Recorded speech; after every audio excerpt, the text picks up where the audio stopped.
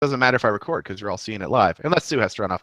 Hi, everybody. This is Clays Online from Alfred University for December 27th, I think, 2016.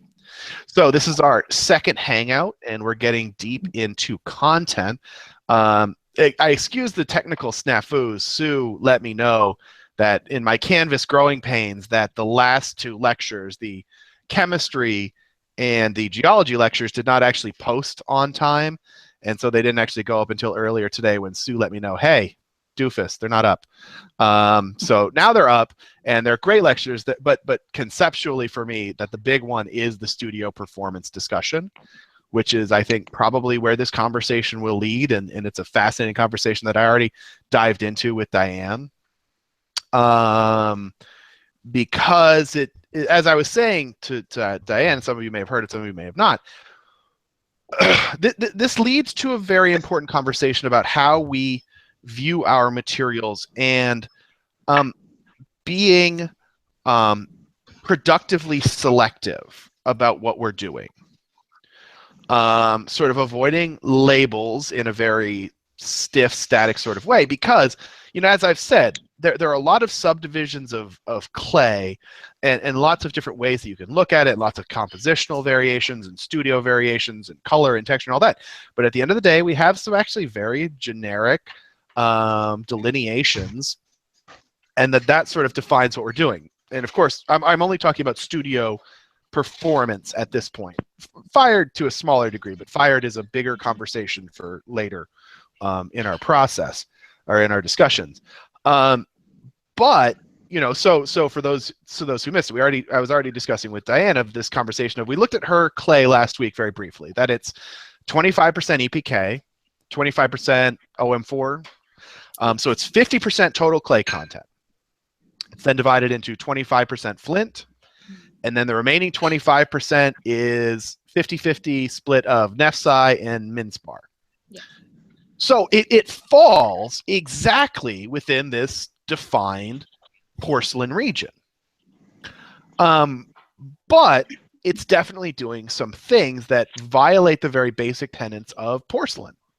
Half of your clay content's a ball clay. Now, a lot of porcelain people will tell you that's fine. And to me, that's fine. Including ball clay into your porcelain has a lot of benefits, which we can talk about as we go. Because as I discuss in that lecture, I'm more than willing to slander Grawlig. And if you're here watching from Imerys, the company that owns Grawlig, it's nothing personal. It's just that I believe our community places too much weight onto the benefits of Grawlig.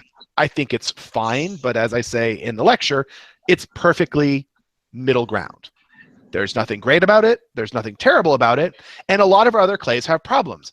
EPK, wonderful, cheap American kaolin, massive problems. Massive, massive, massive problems. It is horribly underperforming from a studio perspective. So your inclusion of 25% OM4 starts to give you diversity of particle size, which is a concept that we're starting to talk about and consider. It starts to give you better particle packing, okay? It's going to give you better studio performance. Now, again, as I said last week, the hardest thing that we're all going to have to confront in this class, you know, as I say in my glazes classes, you can basically do whatever you want, as long as you're smart about it. As I said at the end of our talk last week, in clays, there will be sacrifices. Now, that sacrifice might just be a label. You might get lucky and just say, oh, I don't have to be obsessed with the label of porcelain, or I don't have to be obsessed with the conditions of porcelain, where I have to keep it at 50% kaolin or 50% clays, because you don't. Okay, there is no, and let me, and I know I say this in the lecture, but let me be absolutely clear. There is no one single defining clay content for a clay body. Okay, there is no requirement. If you can put 10% kaolin, some sort of kaolin material in there, and you can sculpt it at room temperature, congratulations, you've got a clay body. Okay, if it's white enough, you can call it a porcelain, right? I don't care. No one's going to care. If you don't want to call it a porcelain, you can call it a porcelaneous stoneware, but geez, that's a lot of syllables that aren't getting you anywhere. If you like stoneware, you know, is the question of why people like stoneware. Is it because of the fired texture and appearance? Is it because they think it builds and throws better? Is it because they're alienated by porcelain? Which is a very, very common thing to do. But again, that the line between porcelain and stoneware becomes very gray. Now, again, there are conditions we can talk about. You know, like Phyllis it wants to talk about flashing. And so we can talk about flashing in porcelains and flashing in stoneware and how we're getting to that. But, you know, maybe she still wants the white base. But maybe Diane is okay with a off-white base or a gray base. And the fact is, you're doing crystalline glazes. So you're automatic, well, you're not automatically, but generally by default, crystalline glazes are oxidation. You can do reduction crystalline, but it's a pain in the butt. Just because of holding reduction in the firing cycles, and reduction is not a constant process. It sort of cycles in and out during a firing, but we'll talk about that later. So what we then have is what do you want? More than defining who you are, what do you want? You know, if you just want a clay body that's smooth, that crystals look good on, great. You know, that you have a lot more flexibility. As long as you are willing to experiment. And, you know, I think that cat's fur adds a lot of great building material to our clay bodies. It burns out really well. Just don't include the cat. So anyway, so Diane, we started the conversation, but obviously I'm pushing in one direction, but I shouldn't overtake the conversation. Do people have questions, Diane, or anybody else, of where you would like to start tonight's conversation?